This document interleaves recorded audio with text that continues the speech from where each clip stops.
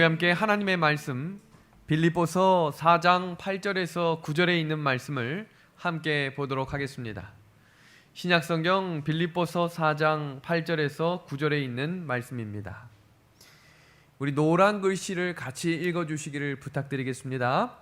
끝으로 형제들아, 무엇에든지 참되며 무엇에든지 경건하며 무엇에든지 오르며 무엇에든지 정결하며 무엇에든지 사랑받을 만하며 무엇에든지 칭찬받을 만하며 무슨 덕이 있든지 무슨 기림이 있든지 이것들을 생각하라. 같이 읽겠습니다. 시작. 너희는 내게 배우고 받고 듣고 본바를 행하라. 그리하면 평강의 하나님이 너희와 함께 계시리라. 아멘. 이 끝으로 형제들아 라고 하는 이 말은 종말로 형제들아 라고 하는 이 말로 바꿀 수 있습니다. 이 시대를 살아가는 우리에게 끝으로 형제들아 라고 하며 너희는 예수님께 배우고 받고 듣고 본바를 행하라고 했습니다. 교회 안에 행하는 것을 강조하는 것이 지금 우리에게 오류로 찾아오고 있지만 중요한 것은 순종하는 믿음도 반드시 필요하다는 사실이며 필요한 이 믿음과 함께 우리는 예수님께 배워야 한다는 사실입니다. 오늘 화요일 저녁 교회에 오시고 우리 방송으로 예배에 참석하시는 모든 분들을 진심으로 환영하며 오늘 예수님께 배우고 듣고 그 들은 바를 행할 수 있는 믿음의 귀한 예배 시간이 되기를 간절히 소망합니다. 우리 함께 기도하고 오늘 요한계시록 공부를 또 시작하겠습니다. 하나님 우리 아버지, 오늘도 살아계셔서 우리 인생의 구원을 위해 일하시는 하나님의 은혜에 감사를 드립니다. 우리를 하늘까지 인도하기 위하여 순간마다 우리 마음에 말씀하시고 옳은 길로 인도하시는 성령 하나님의 말씀을 따라 생활하기를 간절히 원합니다. 이 땅에서 주님의 오심을 늘 깨어 준비하게 하시고 하나님의 복음이 전해지는 축복의 통로로 저희를 사용하여 주시옵소서. 말씀의 시간 하나님의 말씀으로 위로와 세임 얻도록 도와주시기를 우리 예수님의 이름으로 간절히 기도하옵나이다. 아멘. 성경에는 구원의 과정을 성경마다 우리에게 명확하고도 분명하게 가르쳐주고 있다는 사실입니다. 출애굽기 14장 30절의 말씀, 너무나 익숙하고 잘 아는 말씀입니다. 이 장면은 이스라엘 백성들이 출애굽하며 나가는 장면을 기록한 내용입니다. 그날에 여호와께서 이같이 이스라엘을 애굽 사람의 손에서 구원하시매 이스라엘이 바닷가에서 애굽 사람들이 죽어 있는 것을 보았더라. 우리 성도님들께 한번 질문해 보겠습니다. 우리 구원받는 게 쉽습니까? 어렵습니까? 꼭 이런 질문 할 때마다 굉장히 헷갈리기도 하고 대답을 하면 틀릴 것 같다라는 생각이 들기도 합니다. 그런데 오늘 이 성경 말씀과 지금 주어지는 이 도표를 하나씩 살펴보시면 분명하고도 명확한 성경적 구원의 과정을 확인하실 수 있을 것입니다. 이스라엘 백성들이 애굽 생활 가운데 출애굽의 여정을 시작하며 가장 먼저 시작한 일이 어디를 건너갔지요? 홍해를 건너갔습니다. 그럼 홍해를 건너자마자 가나안 땅에 딱 들어갔나요?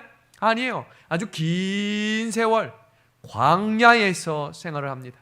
그리고 마침내, 이게 중요합니다. 마침내 하나님께서 약속하신 그곳에 들어갔습니까?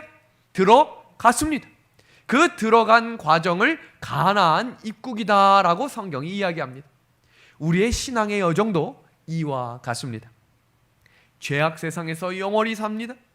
그리고 하나님의 은혜와 성령의 인도하심을 통해 침례를 받고 구원을 경험합니다.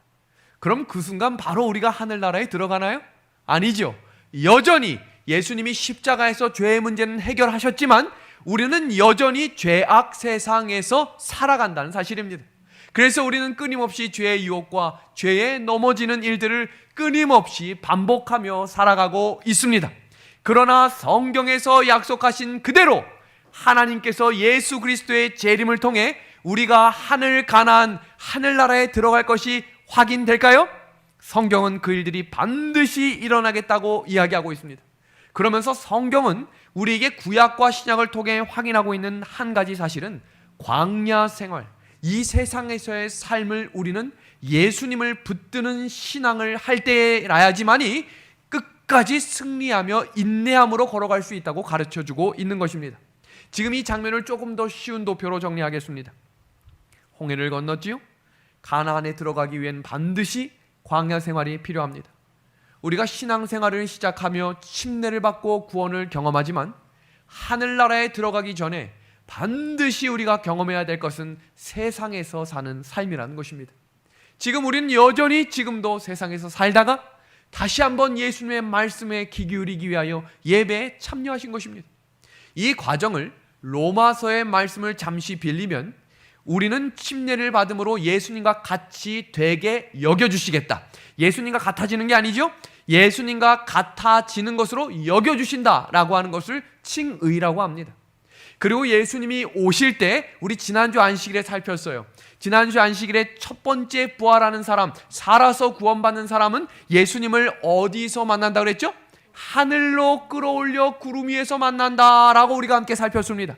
그것을 우리가 완전히 변화되는 모습. 그래서 부활하는 사람은 예전 힘들고 아팠던 모습이 아니라 가장 하나님을 닮은 형상의 모습으로 변화되는 과정을 영화라고 부르는 것입니다. 그러면 우리가 그 영화의 과정에 들어가기 위해 이 세상에서 사는 삶을 뭐라고 이야기하냐면 성화의 과정이다라고 이야기합니다. 이 장면을 에베소서 4장 15절의 말씀에서는 그에게까지 자라야 한다라고 우리한테 가르쳐주고 계신 것입니다. 그리고 이 과정을 똑같은 성경 신약 성경 디모데전서 4장 7절에서는 오직 경건에 이르기를 뭐하라고 되어 있어요? 연습하는 것입니다. 신앙은 잘하는 거예요. 여전히 신앙생활을 30년 했는데도 예전 10년 전, 20년 전 모습 그대로 있다면 무언가 잘못하고 있는 것입니다. 자라나야 하는 것입니다. 연습해야 하는 것입니다. 오늘 우리가 본바 예수님께 듣고 배운 것을 실천하며 믿음 위에 굳게 서기 위해 다시 한번 우리는 성경 요한계시록을 펴겠습니다. 오늘 성경 공부를 시작하면서 이 요한계시록을 1장에서는 1장에 나오는 반복되는 이야기를 통해 6가지의 가장 중요한 예수님에 대한 분을 강조하고 있습니다. 그 과정을 잠시 살피겠습니다. 계시록은 요한시대 이후로 과거의 사건을 쓰는 것이 아니라 앞으로의 일어날 일들에 대한 일들을 예언하는 예언서라는 사실입니다. 계시록 1장 1절에 반드시 속히 될 일이라고 우리가 살폈고요. 계시록 1장 19절에 이제 있는 일과 언제 일어날 일이라고 되어 있어요? 장차 있을 일이라고 강조하고 있는 것입니다. 두 번째는 계시록은 단순히 영감으로만 기록된 것이 아닙니다. 예수님께서 사도 요한에게 직접 보여주심으로 기록하게 한 특별한 책. 저희가 지난 시간에 마지막 마칠 때에 계시록 1장 1절부터 3절을 살피면서 성경 전체를 통틀어서 예수님, 하나님, 성령님과 천사들과 사도들과 하나님의 백성들이 온 한 절에 다 정리되어 있는 책은 요한계시록 1장 1절에서 3절밖에 없다라고 설명하며 공부를 마쳤었습니다. 자기의 본 것, 너 보는 것을, 내가 본 것을, 내 본 것을. 그래서 사도 요한은 하나님의 기자의 역할로 본 것을 기록한 하나님의 사도였다라는 것이 계시록을 통해 우리에게 가르쳐주고 있는 사실입니다. 세 번째는 하나님은 예수 그리스도는 영원 전부터 존재했으며 이 땅에 오셨고 영원히 존재하실 분이라는 것을 강조하고 있다는 것입니다. 계시록 1장 4절이죠. 뭐라고 기록되어 있어요? 이제도 계시고 전에도 계셨다. 내가 전에 죽었었노라 이제 세세토록 살아있을 것이다. 그분이 예수님이라는 사실을 강조하고 있다는 것입니다. 그리고 네 번째는 예수님께서는 분명히 다시 오실 것임을 강조하고 있다는 사실입니다. 그 예수님 기다려지시나요? 이 성경 속에서 그 다시 오실 예수님을 바라보고 우리의 간절한 소망을 예수님께서 들어주시기를 소망합니다. 계시록 1장 4절은 그래서 장차 오실이라고 설명하고 구름을 타고 오시겠다라고 이야기하며 계시록 1장 8절에서도 장차 오겠다라고 끊임없이 반복하며 강조하고 있는 하나의 문장, 다시 오실 것이다 라고 하는 약속의 말씀입니다. 다섯 번째는 예수님은 죽은 자까지도 살리시는 전능하신 분이심을 우리에게 말씀하고 있다는 것입니다. 계시록 1장 8절은 전능한 자, 예수님이 다시 오시는 그때가 왜 기다려져요? 우리가 눈물로 헤어졌던 우리의 가족들, 눈물로 헤어졌던 우리의 형제 자매들, 눈물로 이해할 수 없었던 마음 아픈 일들이 완전히 해결되는 그때. 왜요? 예수님은 그래서 이 땅에 오셨을 때 죽은 자를 살리는 역사하심을 미리 보여주셨고, 그 일들을 통해 살아있는 의인들뿐만 아니라 예수님 안에서 죽은 모든 주님의 자녀들이 살아나는 은혜를 경험하게 될 것입니다. 사망의 음부의 권세를 가졌다라고 표현하고 있습니다. 그리고 마지막 여섯 번째는 너무너무나 중요한 구절입니다. 이 구절 한번 같이 읽어볼까요? 예수님께서는 시작. 예수님께서는 우리의 모든 것을 알고 계시며 인간의 모든 문제를 해결할 수 있는 분이며 우리 인생의 전부를 책임질 수 있는 분이다. 아멘입니다. 믿으십니까? 믿으셔야 돼요. 왜냐하면 성경이 기록하셨기 때문입니다. 성경에 말씀하셨기 때문입니다. 모든 것을 알고 계시고요, 모든 것을 해결해 주실 분이며 우리의 인생을 처음부터 끝까지 책임져 주시겠다고 약속해 주심에 감사를 드립니다. 이 구절을 계시록 1장 8절에 알파와 오메가요, 계시록 1장 17절에는 처음이요 나중이라, 시작과 끝이다 라고 예수님을 소개하고 있다는 사실입니다. 그렇게 시작되는 이야기, 계시록 1장 4절의 말씀을 시작해 보겠습니다. 요한은 아시아에 있는 7교회에 편지하노니 이제도 계시고 전에도 계셨고 장차 오실 이와 그의 보좌 앞에 있는 7영과 또 충성된 증인으로 죽은 자들 가운데서 먼저 나시고 땅의 임금들의 머리가 되신 예수 그리스도로 말미암아 은혜와 평강이 너희에게 있기를 원하노라. 아멘입니다. 계시록 1장 1절에서 3절은 예수 그리스도, 저자 되신 예수님을 소개했다면, 이제 계시록 1장 4절에서 5절은 그 예수님이 어떤 분이신지를 소개하면서 이 일들을 어떻게 이루실 분임을 소개하고 있는 장면입니다. 그 장면에 등장하고 있는 세 분이 있는데, 그 첫 번째 분이 누구냐면 장차 오실 이, 이분은 하나님 아버지십니다. 왜냐하면 그 뒤에 나오는 어디 앞에 있겠다고 되어 있어요. 그의 어디 앞에? 보좌 앞에 있겠다. 보좌에 앉으시는 분은 우리 아버지 하나님이라는 사실을 우리가 전 성경 공부를 통해서 확인했습니다. 그리고 이어지는 장면은 어떤 영이라고 나와 있어요? 7영이라고 되어 있죠. 성경에서 7이라고 하는 상징적인 수는 완전함, 온전함을 이야기하는 것입니다. 그리고 7영이라고 하는 것은 온전하신 성령 하나님께서 이 일을 함께 하시겠다는 것입니다. 그리고 이어지는 세 번째, 땅의 임금들의 머리라고 하는 이분은 그 뒤에 정답이 나와 있죠. 머리가 되신 누구라고 되어 있어요? 예수 그리스도로 말미암아라고 이야기하고 있습니다. 사도 요한은 이 삼위일체 하나님께서 이루어 가시는 구원의 역사에 동참할 7교회 성도들과 계시록을 공부하는 모든 성도들에게 이 세 분의 하나님이 구원의 역사의 과정을 어떻게 이루실 분임을 소개하며 이렇게 문안 인사합니다. 뭐라고 되어 있어요? 은혜와 평강이 너희에게 있기를 원하노라. 오늘 말씀을 공부하며 내 마음 가운데 있는 여러 고민들, 신앙적 갈등 등 내 마음속에 있는 해결되지 않는 모든 문제들에 세 분의 하나님이 아시고 책임지시며 확실하게 인도하실 그분이 허락하시는 참된 은혜와 평강이 넘치도록 허락되기를 간절히 소망합니다. 그리고 이어지는 장면을 통해서 우리가 계시록을 벌써 7번째 시간을 하고 있거든요. 그 이어지는 시간마다 제가 강조했던 한 가지는 사도 요한은 히브리 문법 사상을 갖고 있었고 성경 전체가 쓰여진 방식대로 요한계시록을 기록했다라고 설명을 드렸습니다.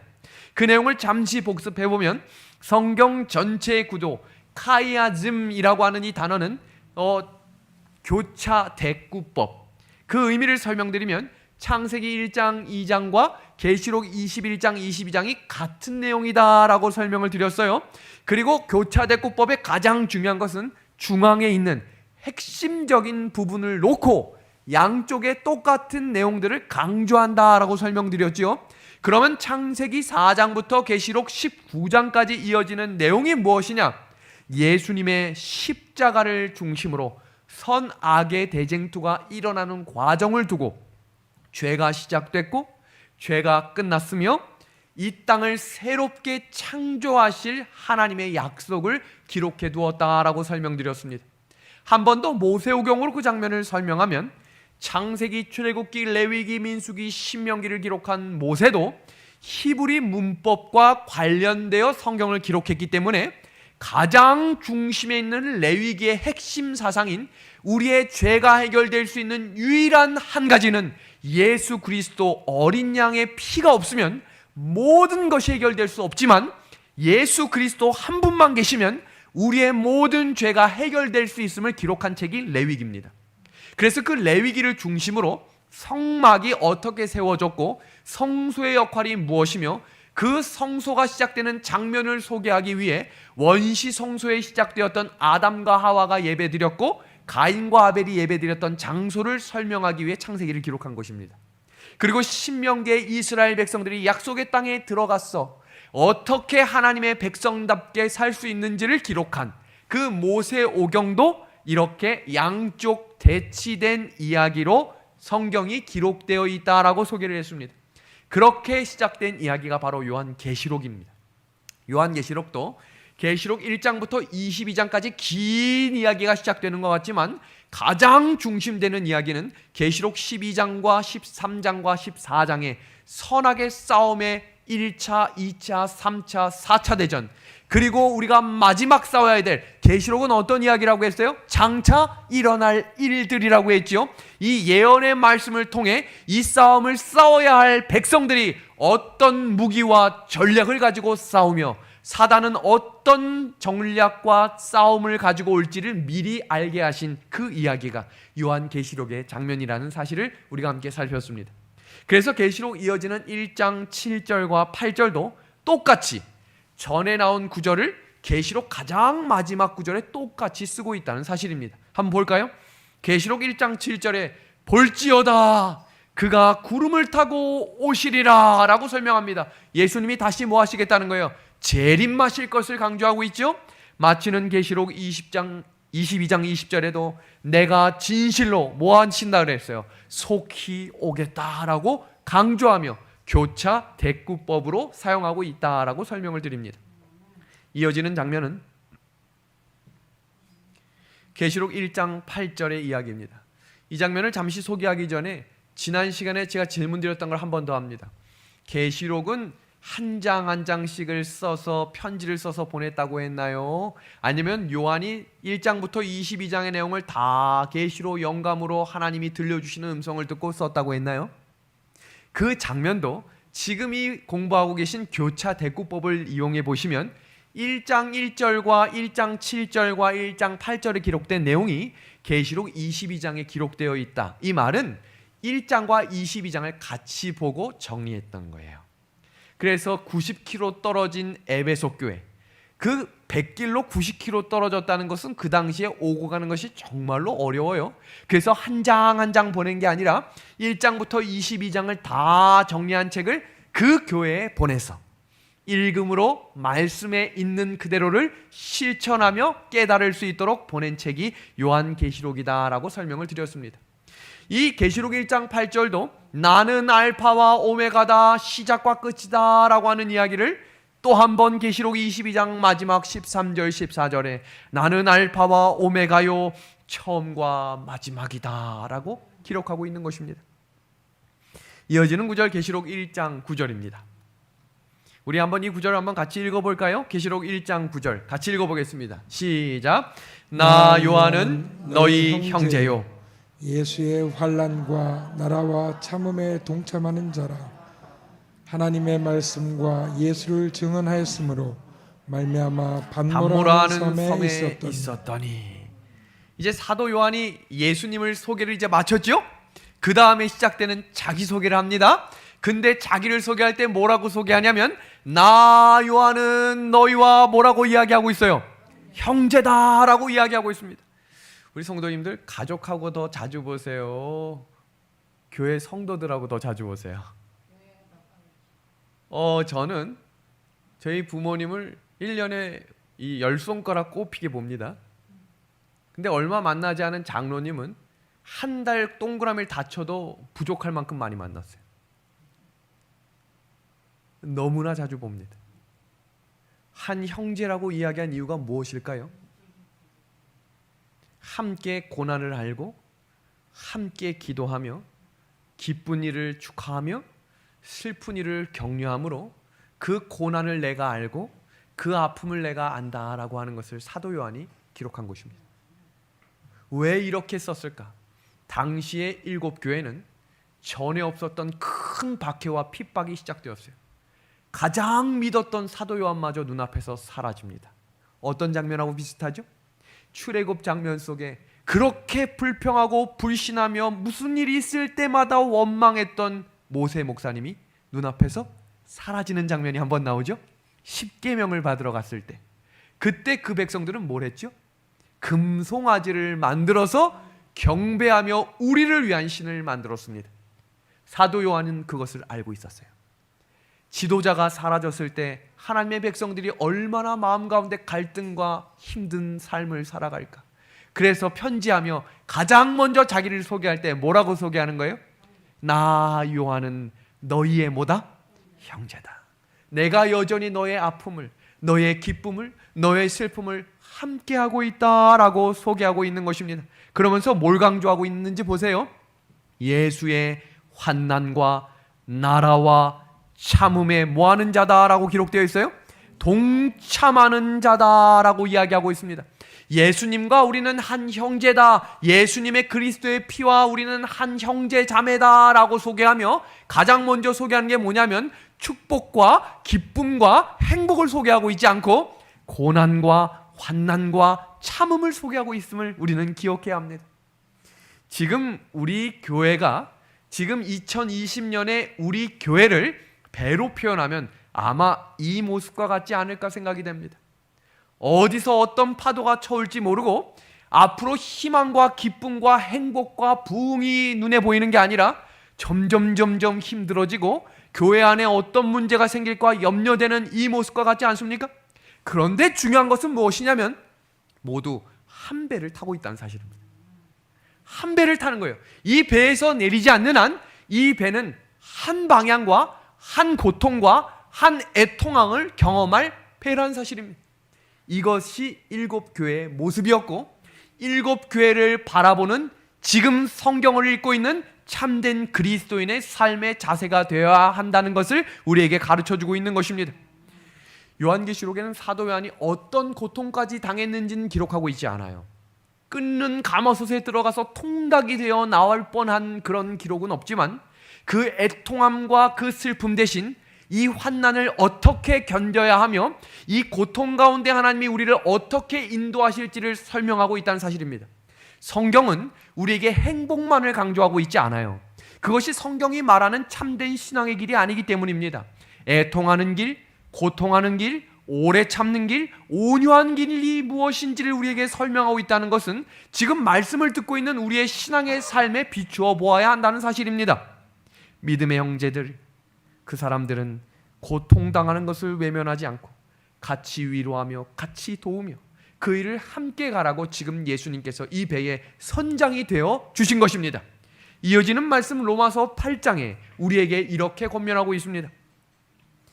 자녀이면 또한 상속자 곧 하나님의 상속자요 그리스도와 함께한 상속자니 우리가 그와 함께 영광을 받기 위하여 무엇도 함께 받아야 한다고 되어 있어요? 고난도 함께 받아야 할 것이니라. 그런데 성경이 여기서 끝나지 않음에 감사를 드립니다. 이어지는 구절 우리 함께 읽겠습니다. 노란 글씨 우리 한 목소리로 같이 읽어주시기를 부탁합니다. 시작. 현재의 고난은 장차 우리에게 나타날 영광과 뭐 할 수 없다고요? 비교할 수 없도다. 지금 교회 안에 갑론을박이 일어나고 있음을 모두가 알고 있을 것입니다. 지금 나라에서 예배를 드리지 못하게 한 이것을 우리 제자훈련을 하지 못하고 성경 모임을 하지 못하고 성경학교를 하지 못하고 여러 기도회와 부흥회를 하지 못하는 것을 어떻게 대응할 것인가? 그냥 순종하는 것이 믿음의 길인가? 아니면 이것을 투쟁해야 하는가? 근데 한번 생각해 보세요. 지금 우리가 할 수 있는 모든 예배는 아직 살아있어요.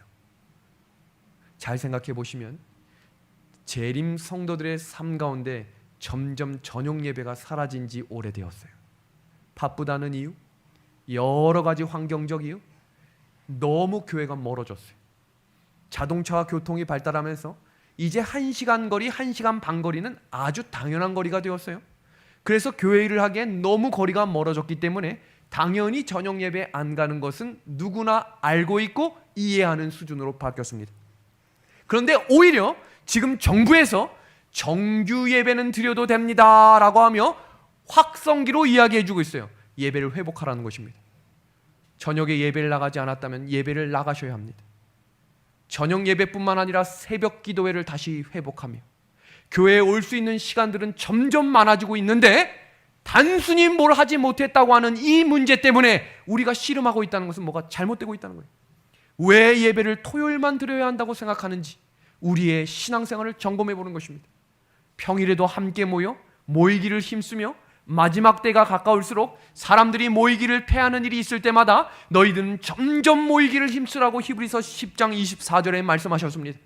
우리가 그런 일을 실천할 때 이 배는 흔들릴지라도 그 가운데 예수님이 이 배를 붙들어 주실 것입니다.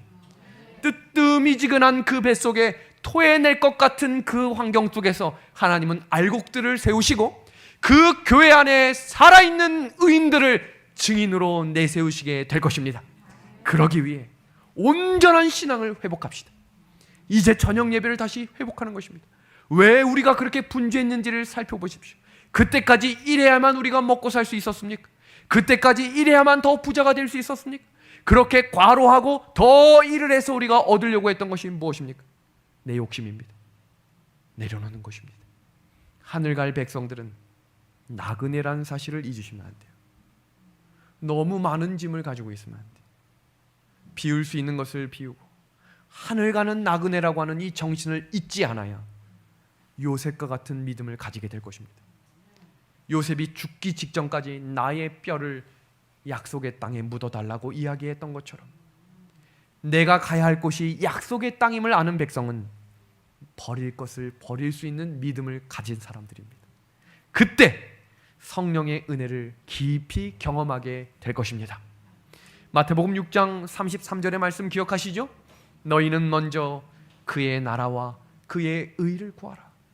그리하면 이 모든 것을 더하시리라.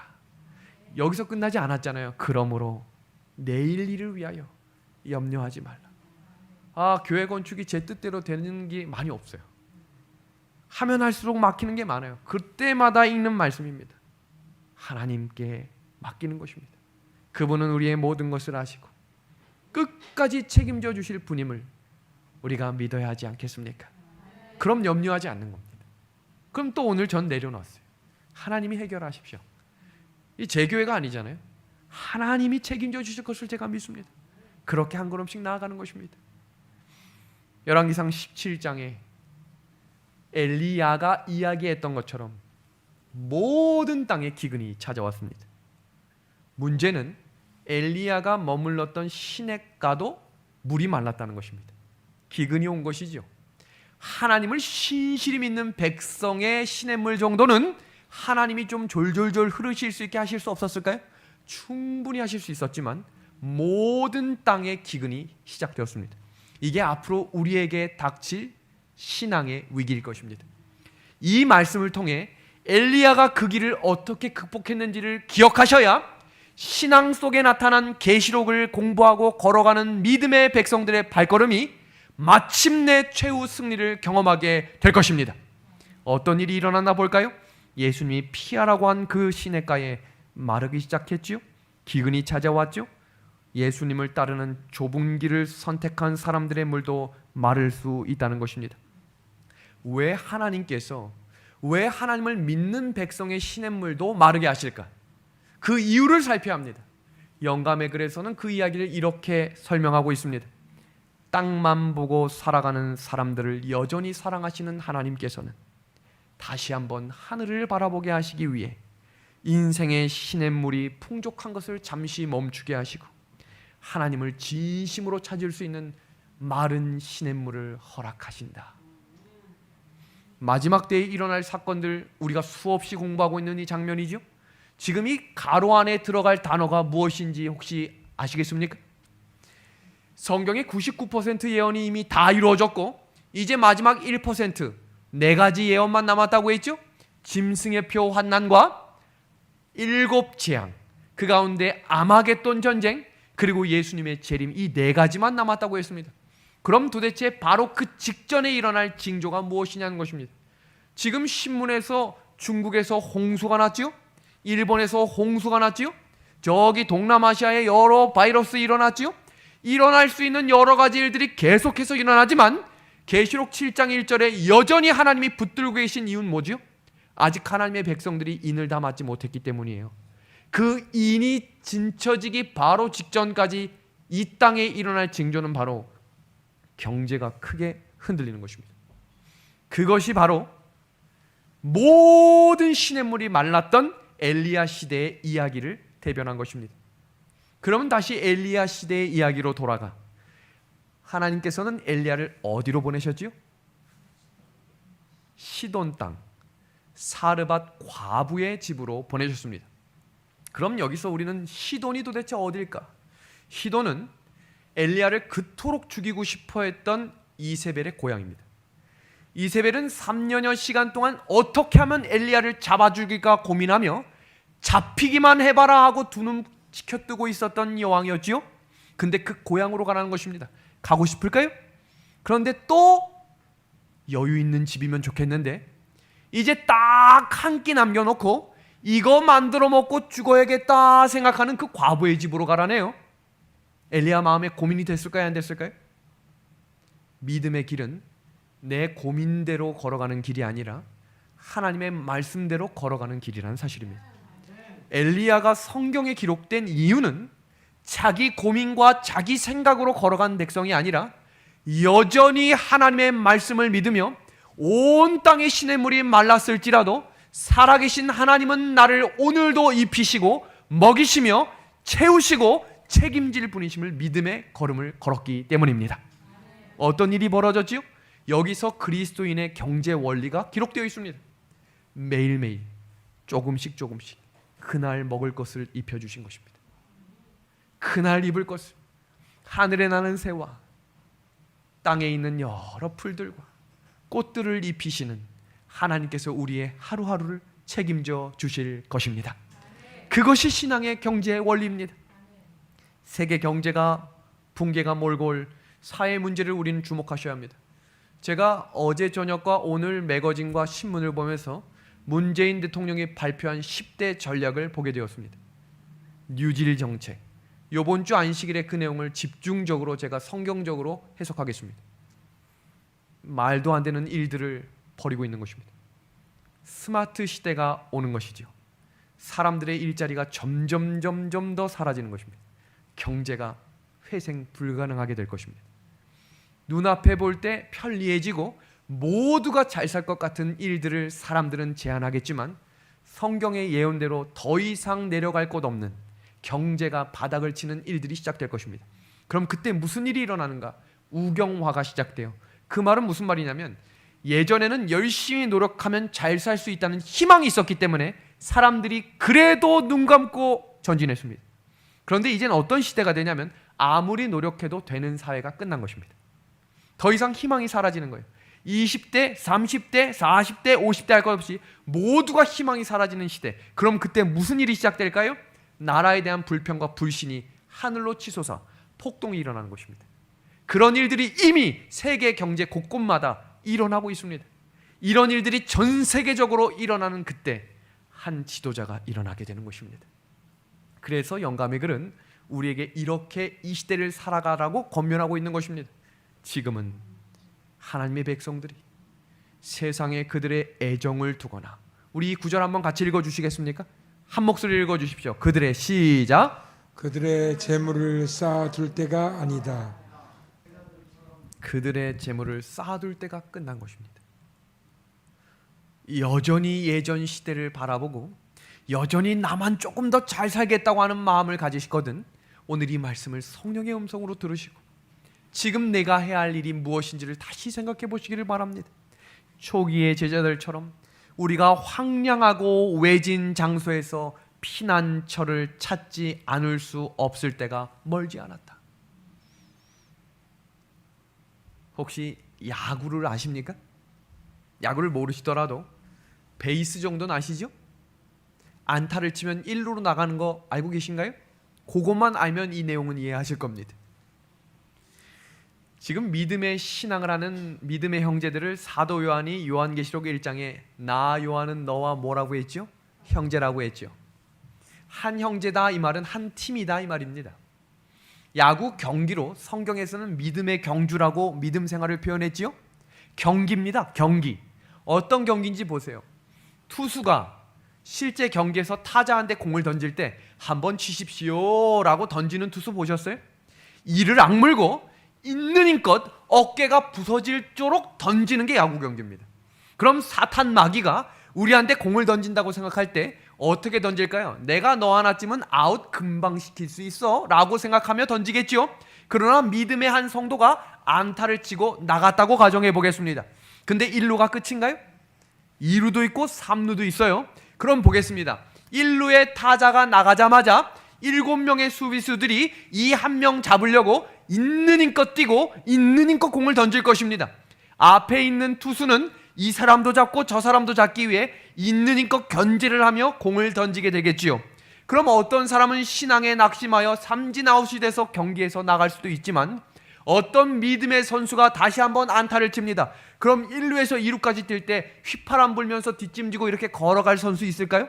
아마 이를 악물고 앞만 바라보고 있는 힘껏 뛰어가야 안전하게 세이프가 될 것입니다. 근데 공이 날아오고 있습니다. 그럼 어떻게 해야 되는지 아세요? 때로는 슬라이드도 해야 돼요. 팔이 까지기도 하고요. 때로는 무릎이 아프기도 할 것입니다.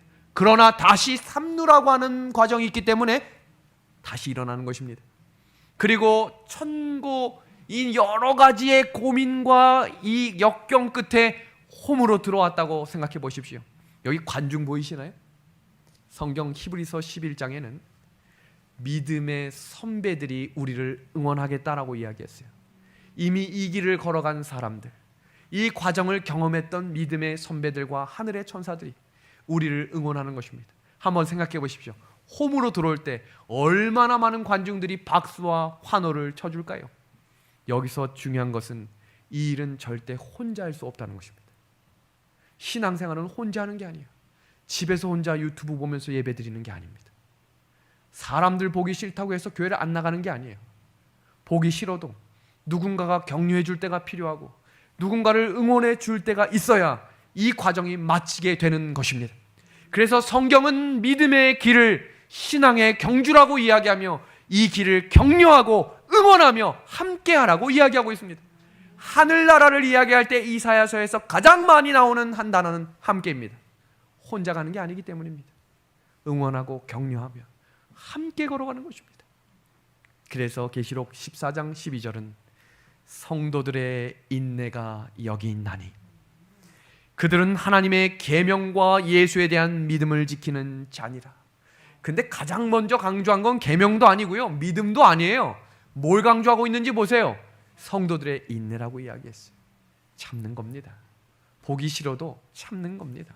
가는 것입니다. 그곳에서 하나님이 주시는 은혜를 경험하는 것입니다.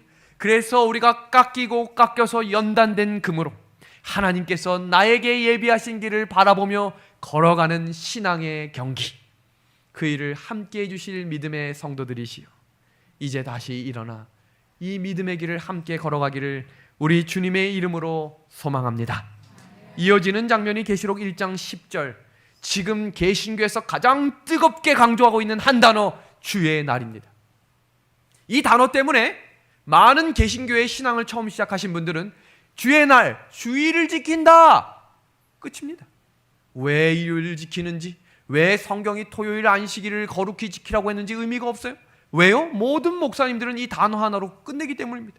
주의 날, 꺼봐라, 사도 요한이 주의 날을 강조했다. 그러나 오늘 우리의 이 공부를 통해서 개신교에 믿지 않고 있는 많은 분들과 지금 마음 가운데 온전한 진리를 찾고 싶어하는 그리스도인들에게 이 말씀을 전하십시오. 지금부터 시작되는 이 10분여간의 시간이 안식일에서 왜 일요일로 변경됐는지에 대한 역사적인 배경을 명확하게 소개하겠습니다. 지금 이 주의 날에 내가 성령에 감동되어 내 뒤에서 나는 나팔 소리 같은 큰 음성을 들었다. 나팔은 언제 들렸냐면 그 당시에는 중요한 사건이 있을 때 나팔을 먼저 불고 사람들에게 관심을 두게 했습니다. 그렇다면 이 주의 날이 어떤 날이기에 그렇게 나팔까지 불게 되었을까? 주석은 주의 날을 이렇게 두 가지로 정리합니다. 처음 계시가 이르러 온 날, 두 번째는 주님이 주인 되시는 날입니다. 그 당시 이 사도 요한이 요한계시록을 기록할 당시에는 일요일 날 예배 드리는 사람이 없었어요. 예배일 자체가 다 토요일에 드렸습니다. 그리고 이어지는 장면 마가복음 2장 28절을 보시면 그러므로 인자는 안식일에도 주인이다 라고 말씀하신 이 이야기는 성경의 모든 시간은 하나님의 것임을 강조하는 것입니다. 그러나 하나님께서는 사람에게 며칠을 주셨죠? 6일 동안 힘써 일하라고 하셨죠? 그리고 제7일은 나의 안식일이라고 이야기하며 주의 날로 구별하신 것입니다. 레위기 19장 30절의 말씀 볼까요? 네, 무엇을 지키라고 되어 있죠? 안식일을 지키라고 되어 있습니다. 그렇기 때문에 사단은 이 날이 얼마나 중요한지 알기 때문에 이 날을 공격하고 다른 날로 예배일로 변경하기 위해 수천 년을 노력하고 공들입니다. 그리고 마침내 세상의 날을 변화시키게 되었지요. 그 장면을 소개하기 위해 당시 로마 황제였던 도미티니아누스에 대한 이야기를 잠시 보겠습니다. 당시 요한이 반모섬에 있을 때 당시 황제 이름이 도미티아누스라고 하는 황제였습니다. 근데 자신을 뭐라고 치겠냐면 주와 하나님이라고 부르게 했고 황제가 어느 도시에 방문하면 그날은 공휴일이 되는 겁니다. 왜요? 자기가 왕이고 하나님이기 때문입니다. 그래서 동시에 황제의 예배일을 황제의 날로 이야기했고 사도 요한은 그 시대의 배경에 맞서서 황제의 날이 아닌 어떤 날을 강조한 거예요? 주의 날을 강조하게 되었던 것입니다. 그것이 계시록 1장 10절에 나오는 배경의 설명입니다. 그렇게 시작되는 장면 속에 로마 제국의 기독교 박해가 너무나 심한 박해 과정이 10대에 걸쳐서 수백 년간 이어져 내려옵니다. 예수님이 부활 승천하신 이후에 교회가 세워졌죠? 짧은 시간 안에 로마의 이른비 성령으로 수많은 사람들이 그리스도인이 되었습니다. 그런데 서기 53년 네로 황제가 되면서 기독교인 박해가 본격적으로 시작됩니다. 10대에 걸쳐서 조직적으로 하나님의 백성을 쓸어버리려고 했지만 여전히 하나님의 백성은 늘 남아 있었습니다. 네로에서부터 시작된 로마의 박해가 10대에 걸쳐 무고하게 죽였던 그 장소가 바로 사람들이 부의하며 사진을 찍는 원형 경기장입니다. 십자가에 불태워 죽이고 어마어마하게 많이 죽였지만 그럼에도 불구하고 여전히 교회는 남아 있었다는 것입니다. 오늘날 많은 사람들이 월드컵이나 스포츠 경기를 보듯이 사람들이 불타 죽는 것과 피 흘리며 죽는 것을 구경하며 환호했던 자리가 바로 원형 경기장입니다. 이렇게 무고한 사람들을 잡아 죽이는 가운데 교회가 타락하기 시작했습니다. 핍박의 역사를 잠깐 볼까요? 교회 타락과 예배일의 변경입니다. 서기 128년 하드리아누스 황제가 지금 저희가 도미티니아누스 황제 다음에 이어지는 네로 황제와 이 장면들을 기억하셔야 됩니다. 그 이후에 128년 하드리아누스 황제는 아주 정치를 잘하는 황제였어요. 지금까지는 계속 죽였는데 생각을 해보니까 죽여도 안 되니 유화 정책을 핍니다. 각 나라마다 너희의 신을 다 인정해 줄 테니 거기에 나를 신의 아들로만 붙여줘라고 이야기합니다. 다른 신들은 문제가 돼야 안 돼요. 원래 신이 많기 때문에 이 신, 저 신 중에 한 신만 둬도 문제가 안 되는데 유대인들에게 문제가 되기 시작했던 거예요. 왜냐하면 그들은 참 신인 누구만 믿었죠? 하나님만 믿었기 때문입니다. 그때 유대인들을 만나러 갔던 이 하드리아누스 황제가 나를 신의 아들로 해줘라고 이야기했을 때 그 당시 유대인들은 성전을 건축하기 위해 많은 불을 축적해 두었습니다.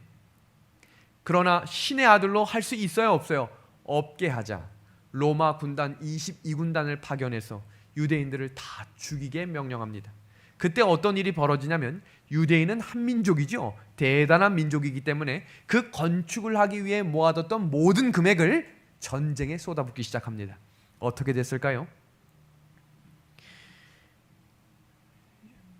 서기 132년에서 135년에 로마에 대한 유대인들의 반란이 일어났습니다. 그리고 어떤 일이 일어났냐면 로마 22군단을 앵커리 골짜기로 유인하여 무참하게 죽이는 사건이 일어납니다. 로마는 로마인 이야기의 이 이야기를 삭제했어요. 왜냐하면 자신들의 치욕이기 때문에 이 전쟁 이야기를 삭제했지만 다른 책들은 이 내용이 역사책에 기록이 되어 있습니다. 그럼 로마가 이제 가만히 있을까요? 화가 머리끝까지 오른 로마 군단이 일어납니다. 어떤 일이 벌어졌는지 보겠습니다. 로마가 분노하여 초토화 작전이 일어나는데 985개의 마을을 진멸시킵니다. 약 100만 명이 죽는데 그 당시 인구로는 어마어마한 숫자입니다. 그 이후에 보복 조치를 취하는데 세 가지를 합니다. 첫째, 토라, 모세오경, 성경을 못 읽게 만들고, 두 번째, 할례를 금지했으며, 세 번째, 안식일 예배를 금지합니다. 이런 역사적인 배경들은 오늘날에도 있지만 과거에도 있었기 때문에 앞으로도 일어날 것입니다. 그러니 어떤 일이 일어났는지 보세요. 그런데 문제가 생겼어요.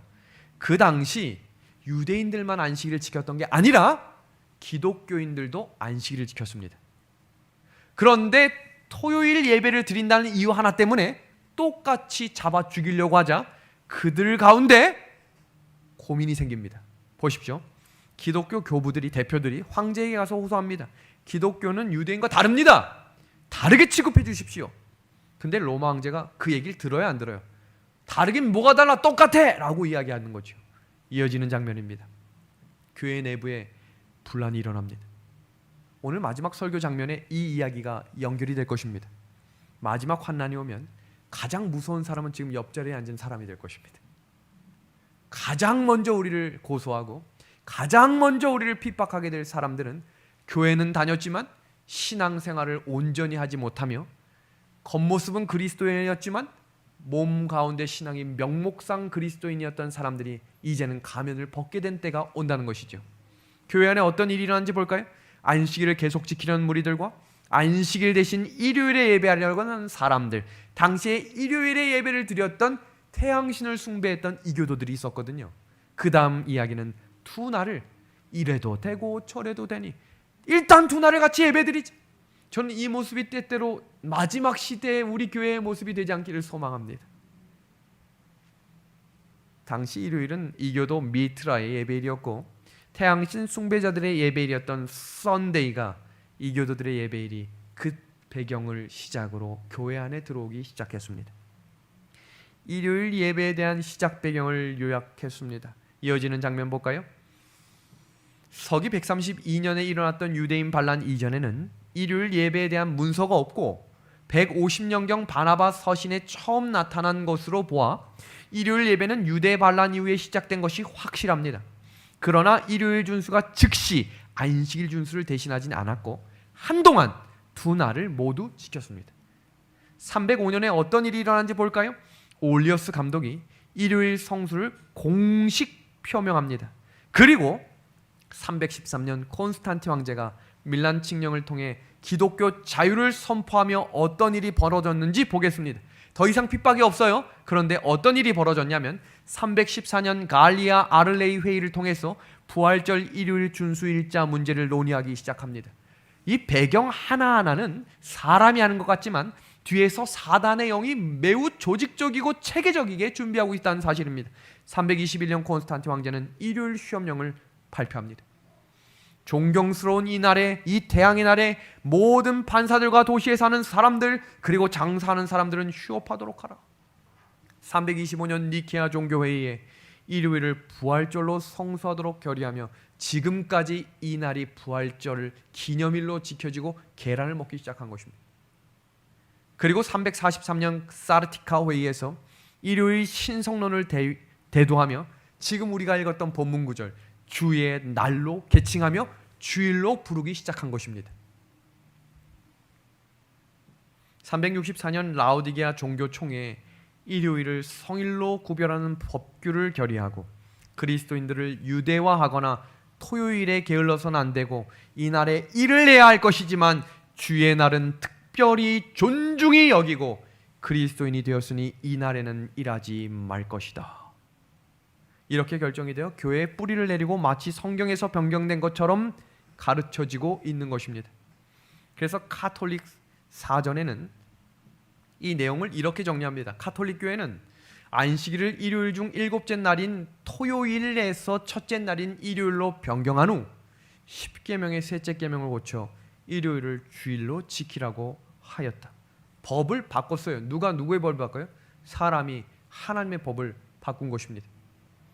그래서 하나님의 네 번째 계명인 안식일을 기억하여 거룩히 지키라는 출애굽 20장의 법칙을 천주교 10계명의 셋째 계명 주일을 지키라는 것으로 바꾸어 버렸습니다.